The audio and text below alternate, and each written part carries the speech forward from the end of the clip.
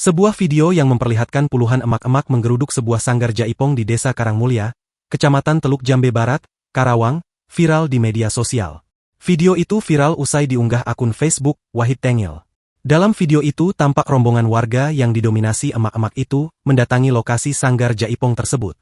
Mereka berteriak agar sanggar ditutup dan menghentikan aktivitasnya karena mengganggu warga setiap malamnya. Kami minta itu ditutup karena ganggu dan takut suami saya kegoda, ketu seorang emak-emak dalam video tersebut. Mereka meminta aktivitas pentas jaipong dihentikan karena mengganggu warga setiap malamnya, terlebih banyak laki-laki yang melakukan saweran. Terkait video viral itu, Sekretaris Desa Mekar Mulya Yusuf Tonjiri membenarkan kejadian penggerudukan tersebut. Menurutnya, sudah banyak warga yang mengeluhkan adanya aktivitas sanggar jaipong tersebut. Lokasi sanggar bukan di desa kami, memang perbatasan dan dekat permukiman warga kami, kata Yusuf pada Selasa, 28 Januari 2025. Ketika itu, kata Yusuf, pihak desa juga sudah melayangkan penolakan adanya aktivitas jaipong yang dinilai cukup mengganggu masyarakat tersebut.